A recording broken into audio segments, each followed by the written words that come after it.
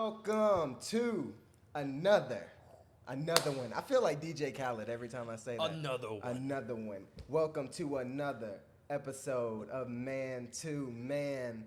Yo, and I have my man here. Hey. Andy Browning. Hey, what's up? How you feeling? I'm good, man. How are you? Good. You look like you're about to start spitting over there a rap. You got the hat backwards. You hiding the mullet under it. You gotta hide that. So if they don't know, if they ain't ready, they ain't ready for it. That's what he's saying. He's saying you're not ready for it. Listen, it's okay. This is the reason that I'm excited for you to listen. A, because anytime I'm with Andy, he's dropping wisdom. Even just before, we were talking, and I was like, okay, I see you, big dog. And then two, he's hiding it from you. But if you got to see the hair, you would be like, oh, yeah, I'm following him on Instagram. I'm going to get everything that he puts out. I need him in my life. I will say this. What's that? I caught it blowing in the wind a little while ago on the way here. Let's just let that ride. The wind just hit it, and it kind of tickled the back of the ear. Oh, my God. Back of the neck. Maybe it's time. We need to trim that thing. We need to trim that thing. Hey, listen, if you're here, you've seen the title, and I'm excited for you to hear it. When anxiety attacks. And it will. Certainly will. And it will. What do you do is the real question. That's the loaded question. That's the. But we gonna break it down. We ain't going straight into it like that. I'm about to do a little cannonball. Yeah. Listen, I want to premise it. I want to premise it. You are not gonna walk away from here and not struggle with anxiety, not struggle with depression, probably struggle with those suicidal thoughts. But I really want to expose this thing.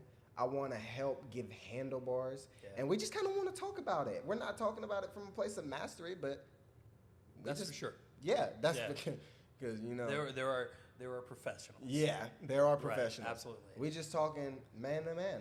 So when I started looking into it and looking at all the stats and stuff, and I asked you to be on here, you're the real stats guy. Like, I thought I was doing my research, but then you were like, yeah, man, and I found this, and then like 3.5% in this, and I was like, all right, so we just gonna let you do that. It's just, it's real. It is. Right? Because let's be honest, like, anxiety, this is when anxiety attacks, right?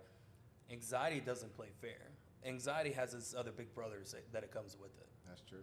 Right? Yeah. So anxiety walks into the room, but at first you don't see, you got depression, fear, suicidal thoughts right behind drug. Yeah. And it's like, I kind of picture it, it's like, anxiety walks in, and it's like all of a sudden the shadows kind of start kind of coming in. That's such a good picture. You know what I'm saying? It's like they're just kind of like over the top, kind of that big brother kind of vibe. So like anxiety, man, they say like 1 in 10 men experience anxiety, depression, suicidal thoughts. 1 in 10 men. Yeah. 1 in 10 men that you work with, that you go to church with, that you go to the grocery store that you're standing next to, in the checkout aisle. Like, this is a real bully, and it affects you, and it affects people all around us. It can affect your family members, your brother. It's like, so it's like whenever we start to really understand that anxiety is really big, and it's like, and it doesn't play fair. It doesn't. Right? It's no. I know you're asking for stats, but I'm just saying, man. Like, we have to really get down to the base of everything. Is it doesn't fight fair, and it affects a lot more people than we know of. So let's get down to the base then. Yeah. What I think it would be good if we distinguish some things. Yeah. So like, there's a difference in feeling anxious and having anxiety. Yeah. There's a difference in sadness and in depression. Absolutely. Like, what are some of those distinguishments? Yeah. Because if we're not careful, then we'll mix it up and we'll think we're depressed, but really you're just going through a tough time. Yeah. Man, and I think kind of going in, let's jump into with the example of being sad versus being depressed. Yeah. Right. That's going to be an easy one there. Like, sadness is an emotion that we all experience. Like, right? It's like, oh, I forgot to feed my goldfish for the past week and it died. Obviously, I'm sad about that. It's a noun. It is. Yeah. I ate the last slice of pizza and I wanted another slice, but I don't have any more left, so I'm sad. Listen, I had some cheesecake last night. I ate it so fast, I didn't realize it was gone, and then I was so sad afterwards. Yeah. It's real. It is real. And it's something, there again, it's tangible. You can experience it. You know what it is, right? But depression is like there's no hope. You're in the bottom of a well. And there's no way out. Yeah. That kind of empty feeling of I'm not in control of this. Yeah. It's like a never-ending verb. Absolutely. Yeah. It is. Never-ending, unwanted verb. Unwanted. That's yeah. Because it's not like you asked for it. No. What is it? I'm always looking at it from the outside in because for me, I've never genuinely struggled with the depression or suicidal thoughts aspect of it. And so I'm always the one that's looking from the outside in trying to help. Yeah. You know, especially having a lot of friends who struggle with it. One of the big things that I've always seen is that it's isolating. Yeah. Like you feel like this is one of the biggest things that I always hear is, I mean, it's okay though. Nobody will get it. Like I'm just the only one. It's fine. It's just me. Yeah. You think it's something wrong Very with you. isolating, You think, like you said. oh, nobody will understand. Like, where does that come from? It makes you feel, exactly what you said. I think you nailed that, by the way, because it makes you feel like no one can relate. Yes, no one can relate. No one to can me. relate. And there again, that's why it doesn't fight fair, because it wants to put you in the corner and saying that there's no way out. Right? It's almost selfish too. Absolutely. It's like this is mine. No one else can understand this. And it's also like one of the dealing with it. It's like you almost got to take pride in that too. Yeah, it's almost like you take possession in the depression. But it's like, aspect. wait a minute, you don't want that. Why are you clinging on to it? No. You wouldn't get it. What? That's I like that's heavy, man. It's like it's something that we don't want in our lives, but yet we hold on to it. Mm-hmm. Oh no. This is mine. No one else has ever gone through this. This is mine. I'm just gonna keep this over here. And it's almost like you compartmentalize it in your life, right? You know, you've got triggers. You know, people will have a trigger in their life of like, you know, they have a certain thoughts, or they see something of, you know, say someone is afraid of dying. You know, and it's like they see death on movies and stuff like that, and it like just kind of triggers, oh my God. What happens after? Yeah. Instantly. That I dealt with that. Yeah. Personally speaking. Like I dealt with the idea of what's after this life. Is it just gonna be this black void? Am I done? Am I gonna be aware of, hey, this is pitch black for eternity? At the time, did you know it was anxiety though, or did you just think, oh, this is it was, or did you just think it was fear? You know, it was the little cousin. Man, honestly, I think it started out that way. It was a little cousin. Yeah. But then it kind of built up and it compiled on top of it. Dogpiled on you. Yeah. On me, excuse me. And so you kind of look at it and it's like, oh, this is just, I'm afraid of this. But now it's like, oh, no. There's a heavy weight. And I got to the point to where it's like, I'm freaking out because I don't know what's on the other side. And so a lot of people, the only way for them to be able to take control of that emotion is to be able to end it. Yeah. End it all. And that may look like suicide for a lot of people. Do you think control is a big thing when it comes to that? Well, I think that you don't have control when you're in depression. Exactly. That's one of the big... So if you have something that you can control, some people will try to take control of the situation and of the emotion, depression, anxiety, you know, fear, that kind of thing. If that's the only way out, then they're gonna take it. You just said though it was what gave you anxiety was really something that you can't even control. Like it's not like you can control what's like. You really, let's be honest. We believe in Jesus, and so we know. But even then, anyone can still question it. Yeah. Right. Yeah. And so for me, whenever I deal with some kind of anxious thought or anxiousness, it's always something that's out of my hands, and I'm anxious because I know I can't fix it, or I know I can't control it, or I know I can't put my hands on it. Do you think that's what it is for a lot of people? Do you think that's even why some people like take possession of it, because they're like, I can't control how it's making me feel, that's a good thought. But I'm gonna control the fact that no one can take it from me. So maybe I know that, you know, me and depression are butting heads against each other. You know, we're two different opponents on the football field, right? But then all of a sudden, wait a minute, if I can't control it, what if I join the team? So then I'm not going. It's not an uphill battle at that Okay, point. we're getting somewhere. Right? Yeah. So then it's like, oh no, we're just gonna run in the same direction, and there's less friction and less less friction. So you in my become life. comfortable So you with become it. comfortable with Yeah. it, and you learn to maintain it. And but as you're maintaining it, and as you're feeding it, just to be able to keep the starvation away, because when it's starving itself, it's gonna start attacking more, right?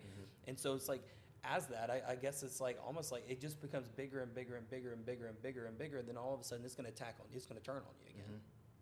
And then it's like you have done it. You've been putting this fear and anxiety kind of in the back corner. You've kind of joined forces with it, but now it's like all of a sudden it's like, no, I'm done with this. I'm not playing this game anymore. And then it turns around and it starts attacking you even harder, and from different angles and from different perspectives. And then it's like this uncontrollable beast. And it's everywhere in your life, not just in that one area that you thought it was. Yeah. That's interesting. How much did you see that start to leak out in every other area of your life? Yeah, so I was in high school for me, where I kind of like really started having that attack, and I grew What up. did it? I'm sorry to No, cut you you're good. off. I've always wondered what it felt like, Yeah, because I've had a lot of different people explain it different. For some people, they're depressed, and it's not obvious. They genuinely say, I don't know, I'm just sad, or I don't know why I'm feeling it right now. But then, like, when it comes to anxiousness, you also don't know how to describe it, because it's like your heart's beating 1,000 miles a minute, or your mind's racing 1,000 miles a minute, or it's just like a heaviness. yeah. Is that how it felt for you? Because for me, it just feels like a torpedo's landing on my heart, and I'm like, oh, I can't control this right now. Really? Yeah. So that's how it feels for me. But I'm also on the other side of it, so I really don't know how it's like for someone who actually struggles with the suicide part and the depression part of it. Is that how? Yeah. how So for me, like, I was in high school when I was really battling that, and I'm thankful that I had people around me, and that's another. We can kind of get down into that a little bit later, right? I had people part? Yeah, the Yeah. people part, and the impact that it had on my life, right? The good side. It was good. Yeah. And so, but I was in high school. I was an athlete, wrestled in high school, very involved with like, I was working, I was at a restaurant. So I was involved, things like that, as well as like I was class president, so I had the markings of everything kind of lining up perfect. And, I looked good on the outside, felt good. And then all of a sudden it's like just something hit me, and it's like this depression hit me, and it came out like, for me, I didn't know what triggered it. It just happened. This thought, because I was starting to really dive in a little bit deeper with my faith. And so obviously there's another side of faith within Christ, and there's a devil. We believe that there's a legit devil, this person that truly wants to steal, kill, and destroy every bit of your life. Exactly. It wants to steal the joy. It wants to steal the hope that you've got, that you've gained. And so for me, it's like he hit me in a spot where I didn't know how to combat it, and it was that, what's next? Because I'm in transition of really understanding. I grew up in the church, but it's like I didn't make my faith my own. Exactly. Right? And so until that high school. So, I still had all the scripture, did all the boxes as a good Christian kid, growing up in the church. But it's like that moment where it's like I truly accepted Christ into my life. And as I transition and as I'm learning and growing, the enemy just said, what if that's not real? And it was when you were in seed form too. Exactly. So I wasn't strong enough to be able to really understand it. And then it's like I start like asking so many different questions of like, what if there's nothing outside? What if heaven isn't real? What if the afterlife isn't what it says it is? And it's like I start having this like fear of, am I going to be in a pine box 6 feet under, and it's just pitch black, and I'm going to be fully aware of it the whole time, and I'm just trapped. Right? That's that kind of heavy hopelessness of like, I don't know what to do, and like what, and it's like, it kind of ate at me for so long, and it's like, and it was like, I'm talking like paralyzing. Like I'm up, not going to sleep. I'm wide awake, 3 o'clock in the morning, crying my eyes out because I don't know what to do next. God, you say this, but it's like, how can I have that confirmation when I can't really see you physically in front of me, like you and I? And so there again, it's trust and hope that we have that he is for our life. He's an anchor. And so it's like, I know that his word is good now. Like, I'm at this point now where I'm like, no, it's concrete. It is what it is. I've seen so many different miracles and different things that God has done in my life. So he's not going to lie to me on this point, on the afterlife, right? And so it just got so heavy, man. It's like to where I did not feel in control. Depression was leading the way in my life, right? And so it's like there were moments where I thought, hey, if I can't control this, then there's one thing that I can do, that I can take control. And you know what? We'll just find out what the afterlife is when we get there. Yeah. But like, thankfully, I had people that I leaned into. So let's talk about that, because what I've noticed is that, like, I've seen pastors do it. Yeah. I'm talking about, if we're Influential talking about leaders, influential people, or the that are sharing quietest the people in my life. Yeah. Or, man, I remember the first time I ever experienced anything like it. I'll never forget it. I was in seventh grade, and this kid in our grade committed suicide, and it was almost a taboo up until that point from where I was from. Yeah. And it shook everybody. Yeah. Like, I remember some kids didn't come to school for days, and they barely even talked to him, but it just did something to them.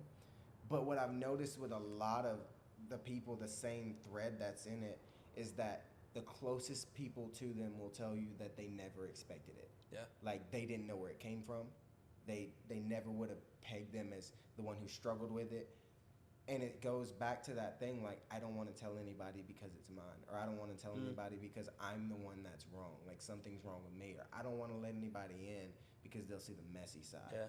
How tough was it for you to let people in and see the messy side? Well, let me back up real quick. Back up, go ahead. Because I want to give, this isn't just me, but, you know, even down to our LGBTQ community, right? Yeah. There's stats for everything, for every people group, every ethnicity, every heritage. You know. Yeah, I read right? a stat that was like for every it was for LGBTQ, and it was for anyone that wasn't of white ethnicity. Yeah. Every single time they go through some kind of discrimination, whether it's, hey, I don't know if you know this or not, but you're not supposed to act like that, or whether it's someone looking at me and saying, I don't think you can date my daughter because you're black and we don't do that here. Every single time something like that happens, they're 2.5 times more likely to commit suicide. Not once, bro. Yeah. Wow. I'm not saying if it happens once in your life, then you're compiles. It compiles. So every single time, you're 2.5 times more likely. And we wonder why, in a world where everybody has their own opinion and want to voice it as if it's Social truth media. and it hurts people. You can type whatever you want to. You can type whatever you want to. You wonder why that person did it. Yeah. And you don't want to think, was it something that I may have said or did that pushed them? No one wants to take ownership of it. No one does. You know, and there's also a stat where it's like the LGBTQ community, they are, I think it's like 2.75% more likely to attempt suicide. Just for Excuse me, I may be wrong. It may be, I think it's 2.7 or like 3.7. It's in that range. Yeah. 2 to 3%, and they're more likely. And then they also said that the trans community, trans men are 41% higher and more likely to commit suicide. 41%. So it's like, it's this whole anxiety and what follows anxiety is no respecter of person. No. Like you said, it doesn't fight fair. It doesn't fight fair. It doesn't care. It doesn't matter what color your skin is, what your faith is. It doesn't matter if you're straight or gay. It doesn't care, right? And so it's like, for me, I'm thankful that I had somebody that I could lean into, right? And I could have that conversation and just kind of like let it all out, like show the messy closet in my life. It's not fun. No, because it was hard. Even though I wanted to be done with it, it was still hard to be able to open up and show that side of me. And so knowing the fact that it's like, this is 1 in 10 men deal with this and will experience this, man, I think in order for us to be able to start seeing a shift and seeing these stats be lowered, right? I think that we have to be able to just be okay with having a conversation and really checking in. Mm-hmm. Saying, hey, you know, this world is pretty ugly and it's pretty upside down right now. Mm-hmm. Let's be honest, with everything that's going on in the world. Like, let's just be the hope and bring the joy to all of the friends, the people that we come in contact with, and not just saying, hey, bro, what's up? Yeah. You know, and as passing, but instead of like having a true conversation, being able to pick up the phone and not send a text, but actually FaceTime someone and see them and be like, hey, I just wanted to check in, man. How are you doing? Yeah. And really just have authentic relationships with people to where it's like they feel comfortable enough to where they can open up. Yeah.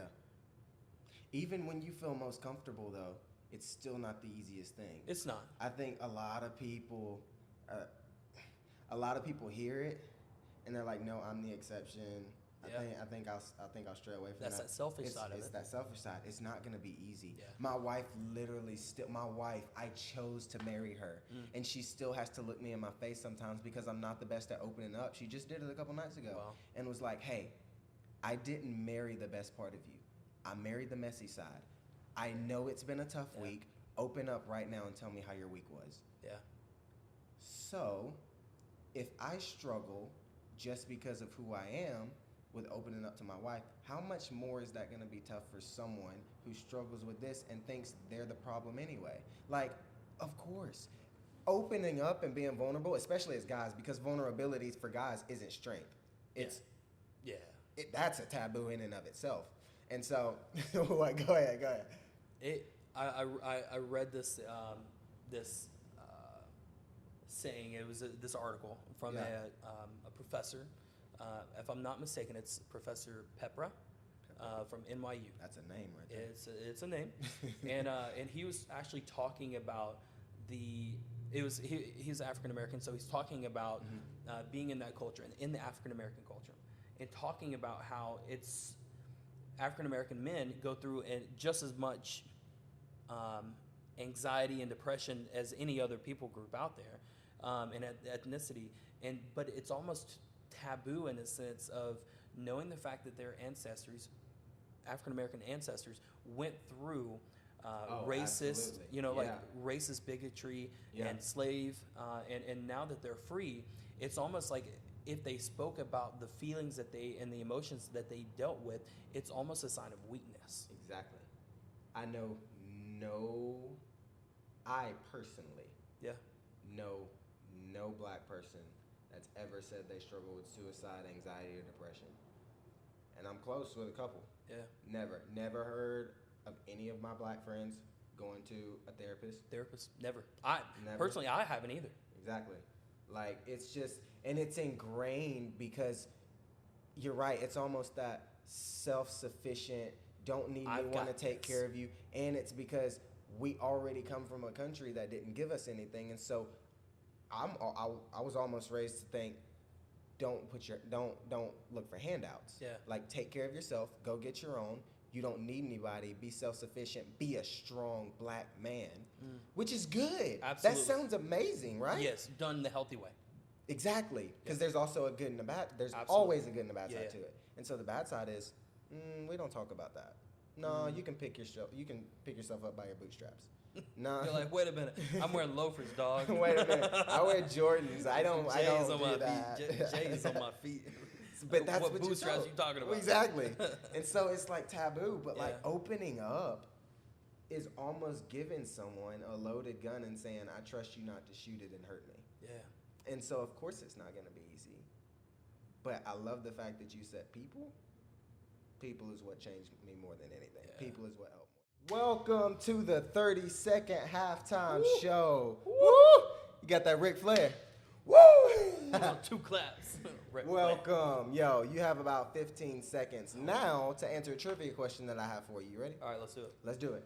My man Andy is a very big high-end fashion guy. Love it. He even designs it. Go get his stuff, right? But I want you to answer this. Who is the highest grossing fashion designer out right now? Ooh. Is it Versace? Is it Coco Chanel? Okay. Or is it Gucci? I like me some Gucci. I like me some Gucci. Yeah. All right. Obviously you You got the well in the room. You got Coco. You got Coco. Coco's OG. She been around a while. OG, Yeah. right? I love Chanel.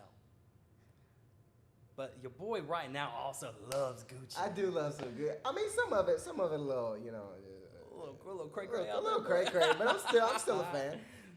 So I'm gonna say Gucci, but I also got to pay respect to old Coco. To Coco? Yeah. Ah, man, you should have just went with Coco. You should have just went with Coco. No, man. Coco been around for a while. Of course. She's been around forever, right? Gucci's on the come up, though. Yeah. Versace, I mean, they got a song, so. That concludes the 30-second halftime show. Let's get back to the action. I love the way that you talk about it because you talk about it from the other side now, but it's almost like you still look back at it and you're like, you know what? I'm not going to look at that as a waste in my life. I'm not going to look at it like that was the worst time ever. Like I didn't learn anything because I think a lot of people can look back at it like that and say, I'm never going to be that again. Or I'm never going to let that control me again. I'm going to leave that part of my past behind instead of, hey, let me take a little bit of it. Let me take what I learned and let me go help other people with it. How like encouraging is it for you? Yeah, to know that you're on that other side and to know that you can help people with it. It's really cool, and I'll give this description here. Okay. And I say this out of like the context of it helps me. I'm always able to look back at it, right? And there's a reason why.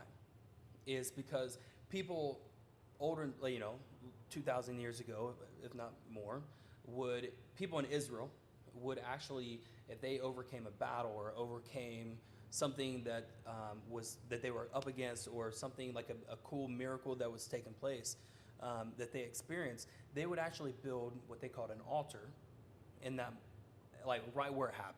Like if it's on a mountain, they put like a little rock altar right there every time. And so for me, and the reason why they did that is so that way generations to come, they could always look back and be like, this is when we experienced freedom. This is when we won this battle, right? And so for me, that season of my life, man, I just put one of those just internal altars in my life of like, man, for me, this is when God helped set me free in my life from anxiety and depression. And it's a good thing. It's a pivot. At that point, that was a pivot in my life, right? That altar, I look back and be like, man, I once was depressed, and I once dealt with suicidal thoughts, and I once dealt with fear and anxiety, but not anymore. But now, right? And so it's like, so all of those emotions are very selfish, like what we've kind of been talking about. So at that point, that pivot is now a generous life. So now I get to be able to be that, and it's like I'm able to say what I say when I'm like, hey, you don't have to do this alone. You've got me. I'm in your corner. You're not what this says that you are. Yeah. These emotions, right? And so it's like I'm able to look back, and I do quite often because, man, I don't deal with that anymore because of the goodness of God in my life. And He has that same goodness for you. You know what I'm saying? Yeah. So it's like if you're listening, like, God cares. Genuinely, He cares. And He wants what's best for you, and He wants that peace in your life. And so let's find some ways to be able to like work through some of that. Yeah. Let's give some tools. Yeah. I don't want to just tell you, hey, you got a nice house, or you got a good idea for a house, now go build it, and not give you tools. Here's a bike, even though you don't know how to ride it. Right. All right. Yeah. So in light of that, let's do almost like a two-part, because for me, I like I said, I've helped people from the time that I was, like in middle school. I would have like the house phone, back when I used to have the house phone. Oh, my mom had like a 20 foot like little cord bro. on there. Yeah. So she's walking around all the kitchen and everything. See, we had the cordless one, so I would just go up to my room, but it would be like 12 o'clock at night, right? Yeah. And so we would be on the phone for some of my friends, and you're like, hey, don't call me, I'll call you. Yeah, you don't call me, I'll call you. But for some of them, man, they would be like up for like 2-3 hours, and I would be talking to them, and I would be trying to, at like 12 years old, all the way till I was like through high school, and still sometimes today, like, bro, you got it. I was always that encourager. Yeah. Like, you got it. We're gonna be good. Like, I'm gonna walk with you through it. But at the same time, I was always like, I really don't know if this is helping. Like, I don't know what I'm doing.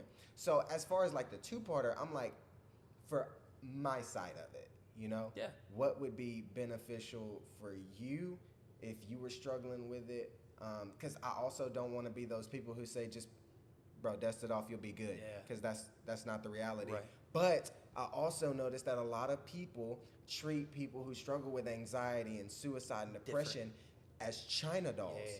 And they're so fragile that they don't want to break them. Yeah. And they just want to be treated like people, right? And so, what's that balance? How can we help? Yeah. Like, what does that look like? Man, I would say that what that looks like for me, I would say for you, from my perspective, for you is like, be present in their life and not just give them good words. Be present, right? So it's like, do life with them. Yeah. Go out and go hiking with them. Go walking with them. You know, because let's be honest, when those feelings, as much as they weigh you down, being outside, just being outside with the vitamin D from the sun is going crazy. to change the chemical balance in your life. Yeah, that's crazy. Right? So it's like just being present. Hey man, you know what? Let's go hang. Let's go chill. Let's just get out of the house. Let's get outside of these like iridescent bulbs or whatever, whatnot. You know what I'm saying? Yeah. Like let's change it up a little bit and be present. And it's like during those times, man, it gives you. It's also being intentional because you're able to have those discussions and those talks without any disturbances, like checking your phone. Oh, hey, hang on just 1 second. You know I what I'm got you. saying? I'll come It's back like, to it. I'll come back to it. yeah. It just kind of it helps pivot that. I would say that's one thing. Yeah. As well as like really seeking out. Yes, it's like it's good to be able to like talk to someone, but there's also like trained professionals that are like went through school with some of this, and so it's like you're there just be able to be the good friend, right? They're not coming to you for necessarily your wisdom, because you've never probably experienced this. Exactly. But you can at least help them find a good resource of mental health, like a therapist or specialist, because let's be honest, it is a chemical imbalance. Yeah, it's proven. There are some CAT of this, scans. yes, yeah, absolutely. You can do a CAT You know scan. about that? Talk about that. They're literal. This is why I think it shifted, because it used to be a taboo for the world. Yeah. Nobody really wanted to talk about it because it was almost like I can't put my hand on anxiety. Yeah. I can't see depression. And now it was almost really like I think, this is what I'm thinking, it was about 10 years ago where I really started to see a shift. And when you start to look at it, is because they started doing CAT scans on people's brains, and you can see the chemical imbalance. You can see how brains light up and how you can see it now. Yeah, and so now- it's now like yeah, you you got a can't picture of it. say You anymore, can't deny it. it's not real. Oh, you'll be okay. Oh, it's just a season. I love quotes and encouragement. Not everybody needs a pastor all the time. Yeah. We don't need the pretty, like, you'll get through this season. He's got something on the other side. Yeah. No, what about right now? Like, what can help me right now? And so I'm like, okay, now that we can't say anymore, this isn't real. Yeah. How can we help? And so that's really why I asked you that, because I'm like, I don't wanna just say, bro, you'll be all right. Yeah. Like, I'm not here for that. I want to be like, all right, how can I walk through life with you? Yeah, I'll be that doesn't- encouragement. Yeah. But we're also going to encourage you Yeah, to be able to find a exactly. professional that can truly help. Yeah. Because you care for them and you want what's best for them. And so it's like, you can even, like I said earlier, it's like, hey man, I know that some of this might be a little weird, man, and make you feel a little uncomfortable. Just know that like this is coming from like a place in my heart where it's like, I care for you. Like, and I want the good things in life for you. Hey, if you're not comfortable, I'll go sit with you. Because let's be honest, like when we know each other, we've got that relationship, man, like It's different. it is different. And it's like if I'm going to sit on a couch across from someone, the first couple times, I'm just trying to get to know the person to see if he or she truly cares about me. And even knows what they're talking about. And even knows what they're talking about. Yeah. You know, but it's like if I got my bro with me, then it already kind of helps take that wall down. Yeah. So that's probably what. So what about the flip side? So for someone who is still in the middle of it, like I'm not here to be pretty. Yeah. I'm just here to be real. For the people who really like have a gun set and they've set the date, right? Yeah. They're like, I don't really know if I want to be here anymore. They've written the letter. Yeah. Like, they're on the verge. or the people who are in the middle of it who don't even know what to call it. They didn't even know the word anxiety was the right word for it. They just thought they were sad, or they just thought they were upset because their best friend has been going behind their back, or they are upset because they think they're about to lose their job, right? And they didn't know. They thought, oh, well, maybe it's just me. No, it's anxiety, boo boo. Like, what about the people that are in the middle of it? What's the best piece of advice for them, right? Yeah. What is something that you wish you could have looked back and told yourself that would have helped you through it? Yeah, I would probably, if I could go back, I would try to tell myself that those emotions do not care for me. They don't want what's best for me. You know, it's like they're trying to weigh me down, but it's like, and I start believing it. But no. If that's one thing that you can't control. You can control. Let's be honest. You know, you've heard the phrase. You know, your words hold weight. Your words are powerful. They are. They are. Speak that into existence. Right? Sure. Maybe you messed up at your job and you're afraid of losing your job. You know what I'm saying? Because you messed up. But hey, let's be honest. You messed up. Deal with the consequences and move on. But then don't you know what I'm saying? It's like, but take control of it. Don't let it control you in that unknowingness. Or if you are in the LGBT community, like, speak life over yourself. Don't fall victim to the stat. You know, it's like that. Take control of what you say to yourself. When you look in the mirror, you say, no. I do have a purpose. I do have hope. This right now is only it's just happening in this moment. I'm not going to let it control me. Exactly. I'm going to take control of my life. Yeah. I love that. Yeah. I feel like we did get handlebars. I don't like getting a bike and not knowing how to ride it. I feel like we at least got some training wheels on the day. Yeah. Because like I said, I don't want to be those people who ever say, hey, it's going to be better, but then don't tell people how. Don't tell people how we got there. Don't give anybody handlebars for it. And I feel like we did that today. Yeah. It gets me excited. And so if you really take anything today, I would genuinely say, take this and apply it. Yeah. The biggest thing that we talked about was people. Yeah. God, the first thing, listen, I don't care if you believe in Jesus and you're listening to this or not. If not, I'm genuinely glad you're here for real. But if you, whether you do or you don't, the first thing that God looked at in this earth, he spoke everything with his mouth, and at the end of every day that he created, he said it was good. Yeah. The first thing that he ever said wasn't good, wasn't sin. The first thing that he ever said wasn't good was for a man to be alone. Yeah. Please don't do life alone anymore. Absolutely. Please. Let people in. It's tough. It's scary. You're going to have to pick somebody. Just pick somebody that you trust. And even if you don't know if you can trust them yet, that's how trust is built. You have to let somebody in. So we encourage you to let people in and do life with people. I love what you said. If you have a pulse, you have purpose. And so I'm so glad that you listened to it today. Do you have anything else you want to say, bro? I'm just thankful for this opportunity to be able to be here. Yeah. But then also I want to tag on with find people that are in your corner that want the best for you. Yeah, I'm excited. And once you've gotten that, be that for someone else. Yes, that's be that for someone else. Be intentional with that. Yo, this is good. I'm really excited for y'all to hear it. I'm gonna be honest with y'all. We're recording this the night before all of these launch, which is October 12th. It's been a struggle. This thing has been in the works since May, and it's like the past 2 or 3 weeks where we're getting ready to launch everything. Everything is falling through. A lot of things I could have just chucked up and said, you know what, I'm not doing this anymore. There were a lot of moments where I did feel anxious and my wife just had to hold me. I'm telling you, nothing helped other than the people that I was around doing it with. Get people in your life. And let us know how helpful it was, yo. Please, I really want to hear the stories. I don't care if you DM me, if you message, email me. I don't care. Call me. I'll give you my phone number. Reach out to us. Tell us how this encouraged you and how your life is after it. But hey, regardless, always, you know what I'm about to say. Stay humble with just a hint. You know what? Just dump the whole thing in there. Not even a hint. With a whole dab of Kanye. We'll see you on the next episode of Man to Man. Peace.